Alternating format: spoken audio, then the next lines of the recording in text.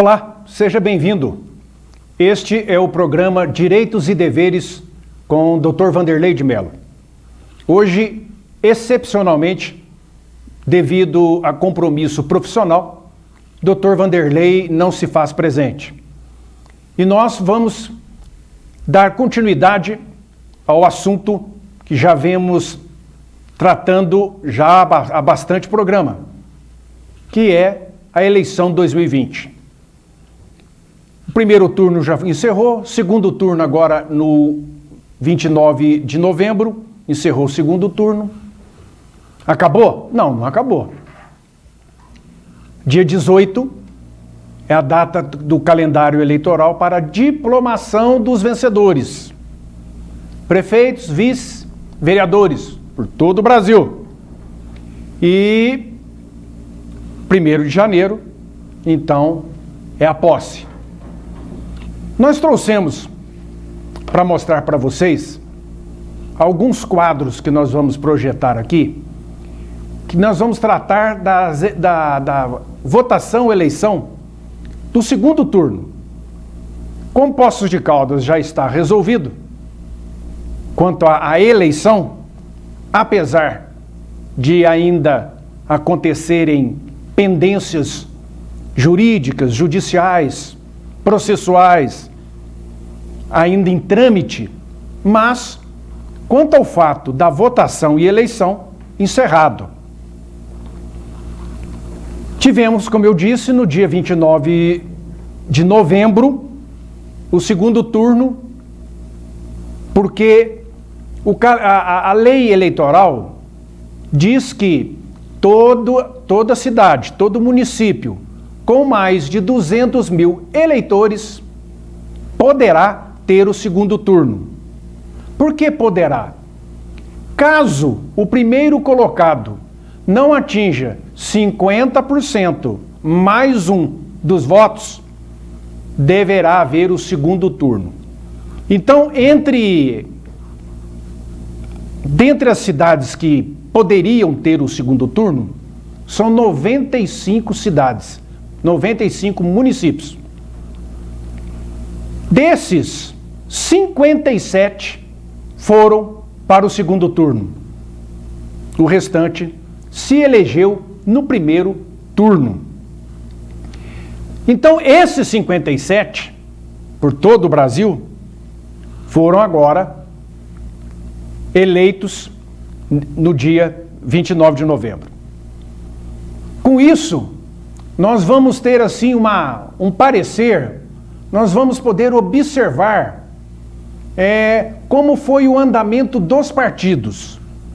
Já dissemos aqui em programa anterior que a lei eleitoral, o legislador eleitoral, quando, por ocasião da criação das leis, dar ênfase, prioridade aos partidos.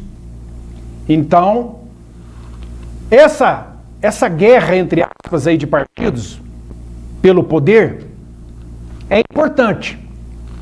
As eleições municipais é importante para as eleições de governadores, senadores, deputado estadual, deputado federal.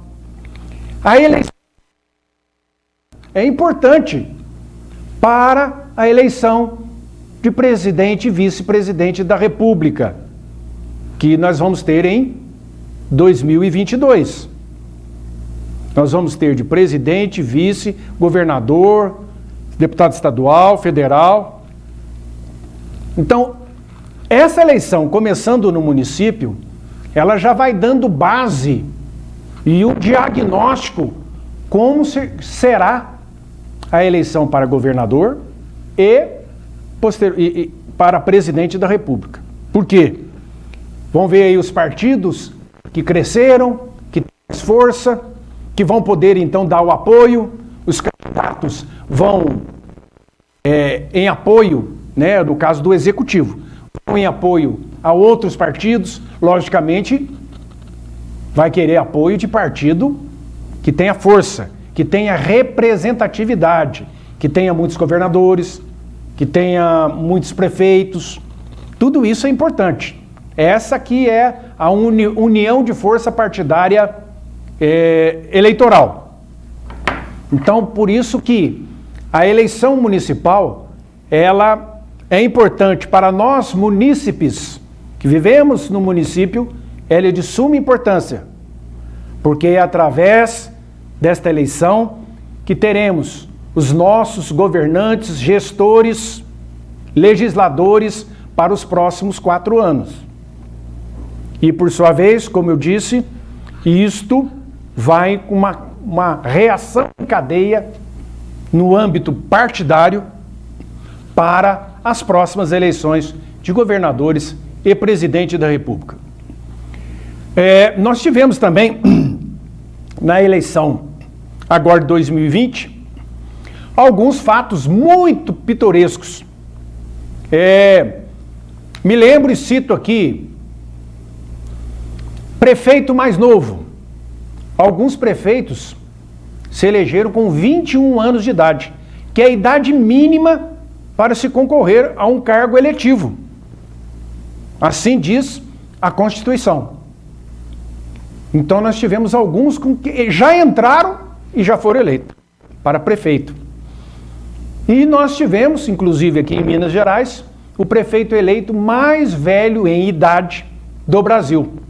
95 anos aqui em Muriaé, na zona da Mata Mineira. Nós tivemos outro fato pitoresco pelo Brasil afora. Empate. Em alguns lugares, por incrível que pareça, deu empate. O mesmo número de votos para um, para o outro. E aí? Como é que desempata? Desempata pelo fator de idade. O mais velho acaba levando. Nós tivemos outros casos que o vencedor venceu por um voto. É o que basta. Mas isso também é difícil de acontecer. Mas aconteceu em alguns municípios do Brasil. Então isso aí são algumas coisas assim, pitorescas que acontecem. Como outros casos de vereadores, né, para todo lado aí, que tiveram 0 voto. Nem eles votaram neles. Tem muito pelo Brasil afora.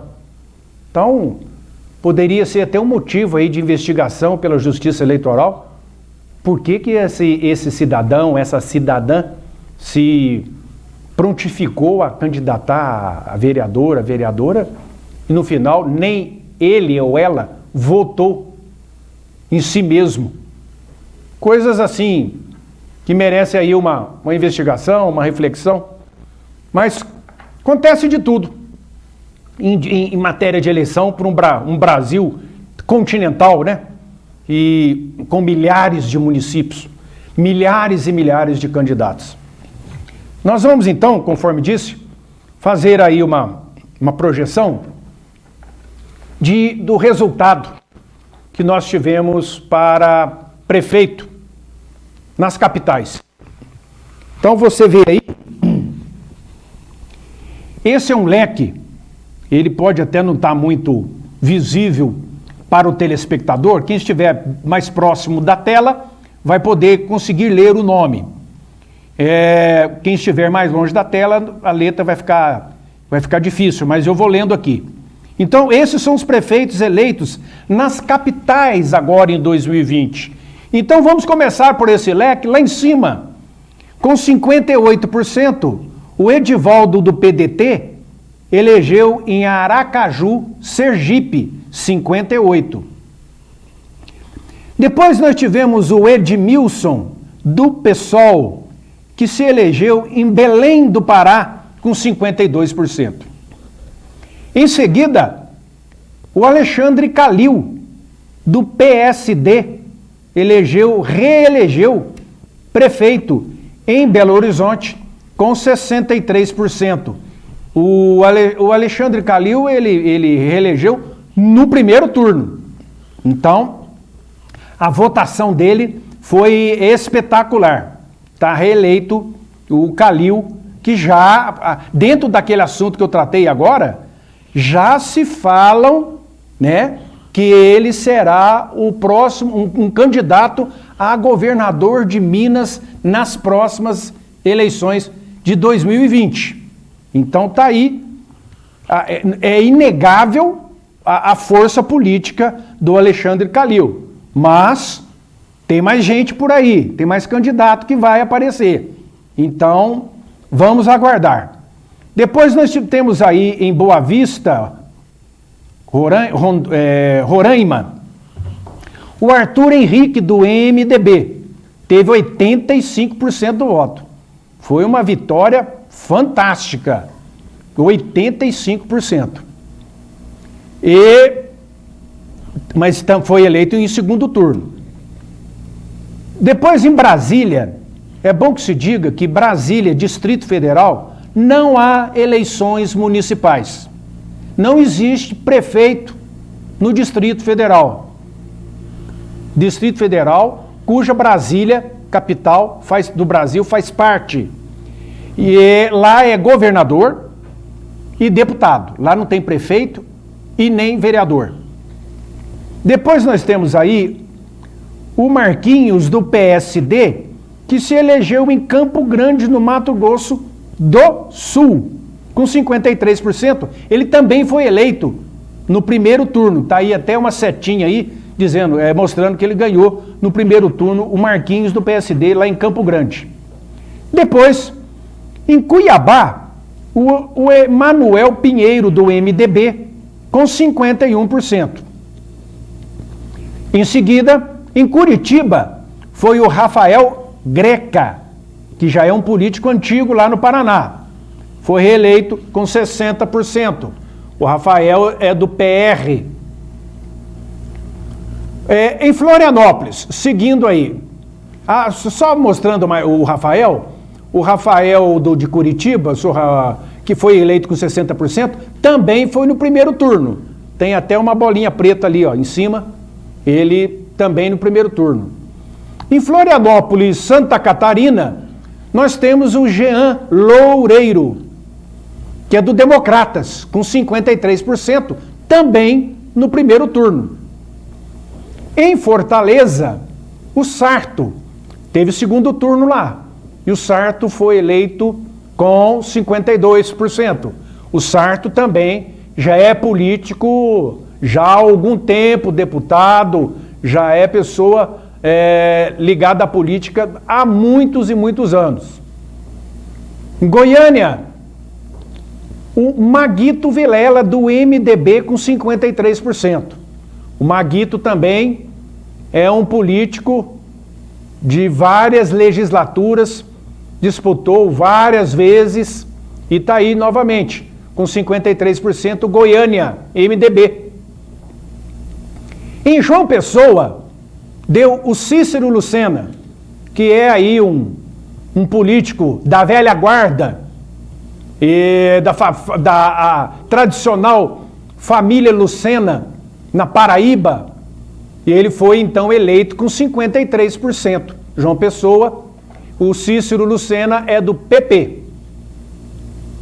Depois, é bom que se diga que em Macapá, a capital do Amapá, por causa de um problema que aconteceu de energia elétrica, o estado inteiro ficou sem energia elétrica, a eleição foi adiada. Nós vamos ver depois em Maceió das Alagoas, o JHC do PSB com 59%. Em Manaus, o Davi Almeida do Avante. Esse Avante é um partido que mostrou vitória agora.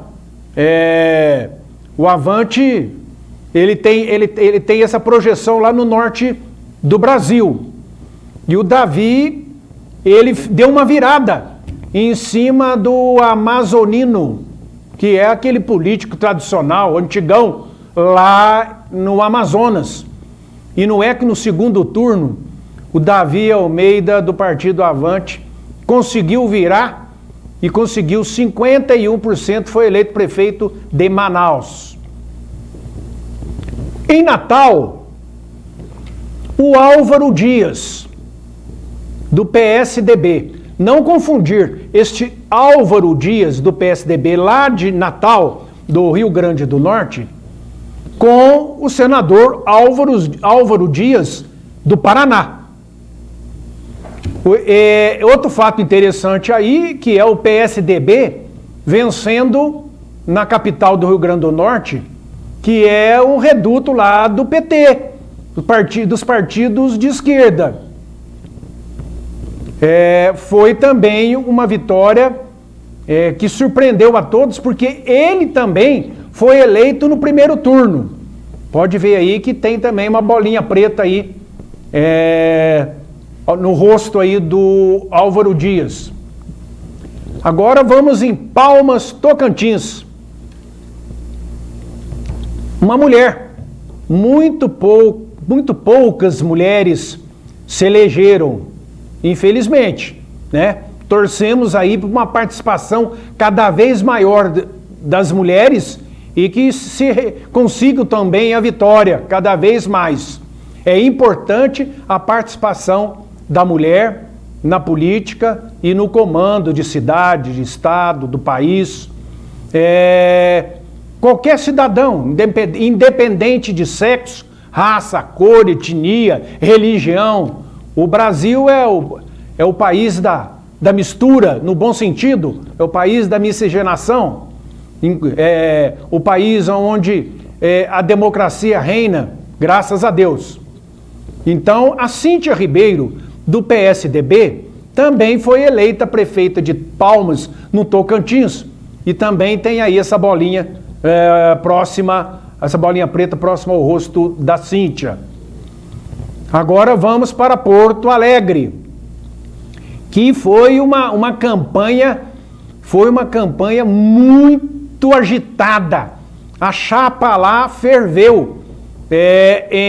Da disputa do Sebastião Melo, do MDB, com a Manu, assim conhecida no meio político, da Manuela, do PCdoB. Mostravam as pesquisas que ela estava na frente. E as pesquisas erraram, porque no segundo turno deu Sebastião Melo, do MDB, com 55%. Vamos lá para Porto Velho, em Rondônia. Hildon Chaves, do PSDB. No segundo turno, o Hildon venceu com 54%. Posteriormente, nós temos o Recife, no Pernambuco. O João Campos, do PSB, com 56%. Esta também, a exemplo de Porto Alegre, lá em Recife, a disputa foi muito quente, muito forte, e a começar que o João Campos e a outra concorrente também da família Arraes são primos em segundo grau. O João Campos, ele é novo, já é deputado, né? Já é deputado pelo Pernambuco com apenas 27 anos de idade. É eleito prefeito em Recife. E aí também as pesquisas eleitorais erraram. E erraram bastante. Em Rio Branco, no Acre, o Tião Bocalon, do PP, foi eleito com 63%. Agora nós estamos descendo o leque aí, mais lá para baixo. No Rio de Janeiro, o Eduardo Paes, do DEM, se elegeu com 64%. O Eduardo, ele teve como adversário o pastor evangélico, o Crivella, que é o atual prefeito.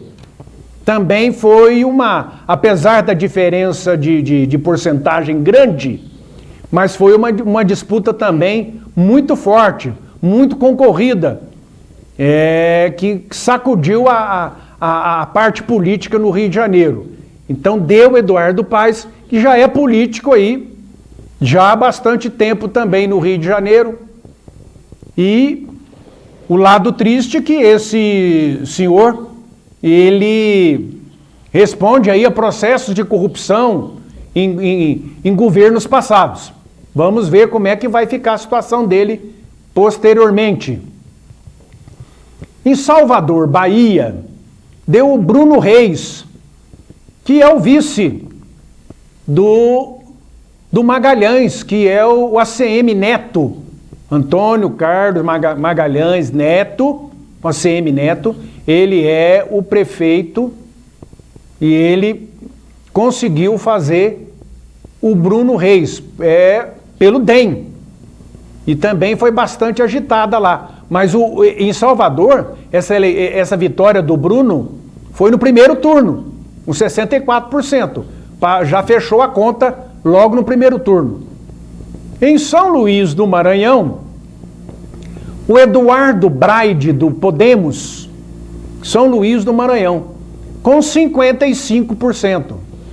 Aí também é uma vitória de chamar a atenção, porque era um candidato que não estava apoiado pelo governador Flávio Dino, do Partido Comunista do Brasil.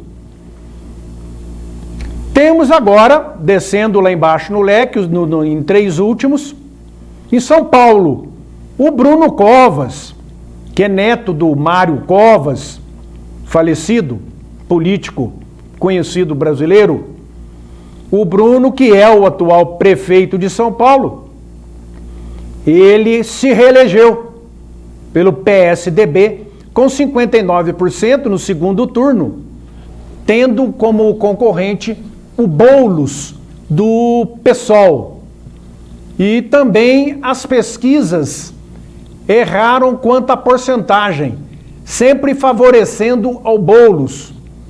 E depois nós vimos, ao abrir das urnas, como se diz, a vitória por 59% dos votos válidos pelo Bruno Covas. Encerrando, nós vamos para Teresina, no Piauí, com o Dr. Pessoa, que também já é um político da ala mais antiga, tradicional, que venceu no segundo turno pelo MDB com 62% dos votos. E encerrando, em Vitória do Espírito Santo, o delegado Pasolini, ele é delegado da polícia, ele é do Partido Republicanos e ele, com 58%, ele venceu no segundo turno, também contrariando pesquisas que não davam essa porcentagem para o delegado Pasolini. Outra coisa interessante no Espírito Santo foi que o Partido dos Trabalhadores não conseguiu fazer nenhuma prefeitura no estado inteiro. Então nós vimos aí esse primeiro quadro, que foi 1 a 1 os prefeitos que foram eleitos. E isso é bom que a gente veja, que a gente passa para o telespectador, para se ter uma ideia, porque muitas pessoas que nos assistem não são de Poços de Caldas, são de outros lugares, de outros estados. É importante ter notícia lá da sua cidade, do seu estado, e é bom que a gente saiba como anda a política pelo Brasil afora. Só para, antes de irmos para o intervalo, um fato que chamou muita atenção nessa eleição foi a queda de vitórias do PT. Para nós termos um resultado em números fidedignos, o PT em 2012, ele tinha 630 prefeituras pelo Brasil afora. Em 2016, caiu para 256. Foi uma derrota avassaladora. Perdeu 374 prefeituras em 2016. Agora, em 2020, ele ficou somente com 183 prefeituras. nenhuma de capital. Nenhuma. E ele, então, de 2016 para cá, 2020, perdeu mais 73 prefeituras. Então, nós vamos mostrar aqui, depois do intervalo, um outro gráfico, e a gente vai ver esse quadro aí do sobe e desce de vitórias de partidos que tiveram mais prefeitura e aqueles que perderam tiveram menos prefeitura. Digno de nota é a vitória do PT. Em Minas Gerais, foi em Contagem, PT ganhou lá, que é um reduto do PT há muito tempo. E em Juiz de Fora, aquela candidata é uma mulher, ela já vinha tentando já há algum tempo, e desta vez ela conseguiu se eleger. E também em Diadema, São Paulo, né, que faz parte ali do ABCD, da região ali de São Paulo, da capital, que tem um grande número também de eleitores do PT. Então essas são as cidades de maior destaque, onde o PT venceu. O resto, capital, nenhuma. Então está na hora aí do partido fechar para balanço. Vamos fazer um rapidinho intervalinho, e já que a gente volta.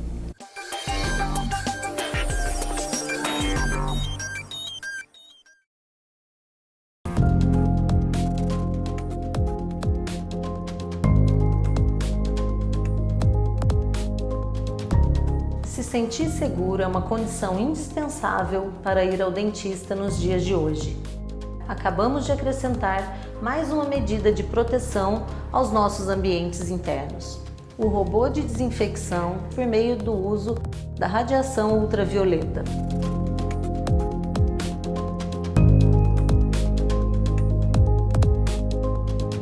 Agora, além do uso de uma série de equipamentos de proteção individual, como luvas, máscaras, viseiras, álcool em gel e jalecos descartáveis, a equipe e os pacientes do Implar também contam agora com esta etapa extra de segurança.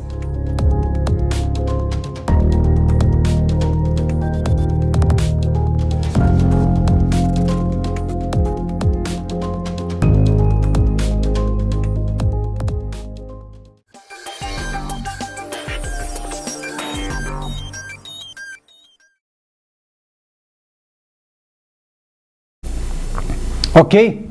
Estamos de volta com o programa Direitos e Deveres com o Dr. Vanderlei de Mello. Dando continuidade ao assunto do primeiro bloco, e o nosso tempo está praticamente esgotado, nós vamos falar rapidinho de mais um quadro que nós vamos projetar aqui dentro desse assunto que estamos tratando hoje. Vamos dar mais uma olhada aí. Vamos mostrar para vocês uma nova projeção. Vamos ver se... Aí. O que nós temos aí? É aquilo que eu tinha dito no primeiro bloco, que é a taxa de sucesso no segundo turno. Eu estou falando do segundo turno.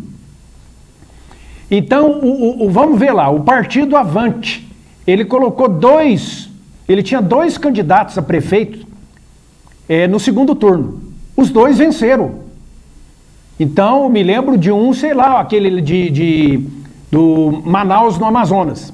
Então ele teve uma taxa de sucesso de 100%. O Novo disputou somente uma no segundo turno e venceu uma capital, 100%. O MDB disputou 12 prefeituras, ganhou 10, teve 83%. O PDT disputou 4, ganhou 3, teve 75%. O Podemos disputou 9, teve 6 vitórias, teve 67% de sucesso. Democratas disputou 8, teve 5 vitórias, 63%. Republicanos, 5 e ganhou 3, 60%. O PP, 5 tentativas em prefeituras, ganhou 3 e 60%. Depois, o PSDB, 14 prefeitos candidatos a prefeitos, melhor dizendo, teve 8 vitórias. Então, o PSDB teve 57%. O Patriota entrou com dois candidatos a prefeito em cidades diferentes, lógico, e ganhou uma, 50%. O PROS participou com 2, ganhou 1. O PSOL disputou 2 prefeituras, ganhou 1, 50%. O Solidariedade disputou 2, ganhou 1. O PSD disputou 10, ganhou 4. O PT disputou 15, ganhou somente 4, 27% de aproveitamento. O PSB disputou 8, ganhou 2. O PSC disputou 3, ganhou nenhuma, 0%. Então nós vimos aí, temos aí depois o Cidadania disputou 2, não ganhou nenhuma. O PSL disputou 2, não ganhou nenhuma. Então nós temos aí, os últimos colocados, em porcentagem, né? Nós temos aí, de baixo para cima, o PTB, 0, o PSL, 0, o PL, 0, Cidadania, 0, PSC, 0, depois o PSB. Ainda tem mais ali, foi projetado agora, o PL com 2 e não entrou nenhum, o PCdoB, que Partido Comunista, que apresentou, que tinha 1, que era somente lá a Manuela em Porto Alegre, não se elegeu, então 0% de aproveitamento. Então nós temos aí que muitos partidos, no que tange ao segundo turno, né? Ao segundo turno, nós tivemos este quadro aí. Então com isso aí, já mostra que como é que poderá ser as próximas eleições para governadores e presidente da República. Nós estamos com o tempo esgotado, agradecemos a sua audiência e no próximo programa nós vamos voltar com este assunto a respeito aí da eleição 2020 e já as projeções para 2022. Obrigado e até a próxima, se Deus quiser.